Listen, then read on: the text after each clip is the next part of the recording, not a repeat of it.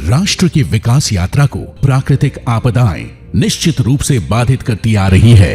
आपदा प्रबंधन के नाम पर पिछली सरकारों का नजरिया मात्र राहत केंद्रित रहा। हम आए दिन तबाही का मंजर देखते थे। 2014 में सत्ता में आते ही प्रधानमंत्री नरेंद्र मोदी ने डिजास्टर रेजिलिएंट इंडिया का लक्ष्य रखा और इस दिशा में सभी के साथ समन्वय कर वर्ष 2016 में राष्ट्रीय आपदा प्रबंधन योजना बनाई। डिजास्टर की आशंका को कम करने का सबसे अच्छा तरीका यही है कि हम सिस्टम में सुधार करें, समय रहते उसे ज्यादा सक्षम बनाएं। इस लक्ष्य को विस्तार देते हुए मोदी सरकार द्वारा जीरो कैजुअल्टी अप्रोच यानी आपदा में एक भी जनहानि ना हो, इस विचार के साथ काम शुरू किया गया है।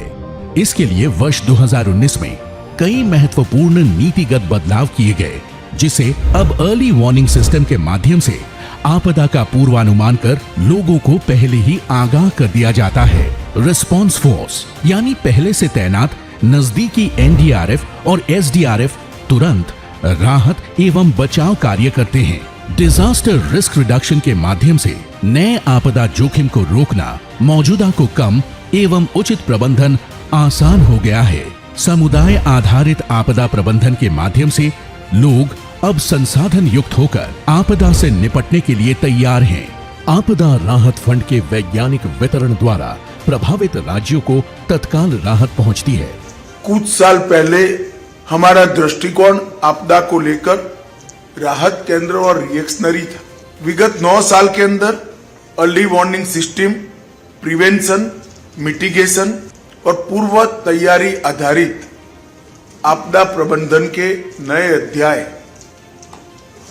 हम सब ने सामूहिक लगन से इसको जमीन पर उतारा है।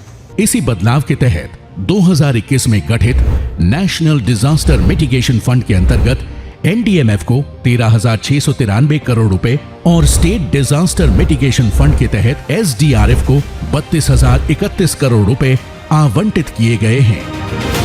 आपदा प्रबंधन के लिए एसडीआरएफ तथा एनडीआरएफ को 2005 से 2014 की तुलना में 2014 से 2023 में मिलने वाली धनराशि में लगभग तिगुनी बढ़ोतरी हुई है। अर्ली वार्निंग सिस्टम के तहत दामिनी जैसे मोबाइल ऐप से बिजली गिरने की पूर्व सूचना दी जाती है। मोबाइल फोन के माध्यम से लोगों को सावधान करने के लिए कैप यानी कॉमन अलर्टिंग प्रोटोकॉल शुरू किया गया है। मौसम आधारित कृषि प्रबंधन के लिए मेघदूत और दैनिक मौसम की जानकारी के लिए मौसम ऐप भी मौजूद है। साथ ही आपातकाल के लिए डायल 112 सेवा उपलब्ध है।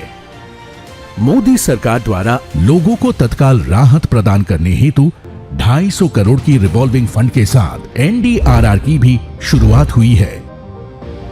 अब राज्य सरकार की मांग से पहले ही केंद्रीय टीम यानी आईएमसीटी को आपदा के आकलन के लिए भेज दिया जाता है, जिसे तत्काल राहत मिल जाती है। पिछले 4 वर्षों में 73 आईएमसीटी दलों को भेजा गया है।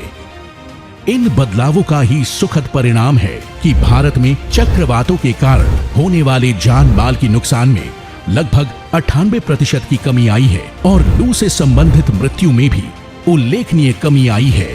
प्रधानमंत्री नरेंद्र मोदी के मार्गदर्शन में हम सब पिछले कुछ वर्षों में आपदाओं के कुशल प्रबंधन के सुखद परिणाम के साक्षी रहे हैं।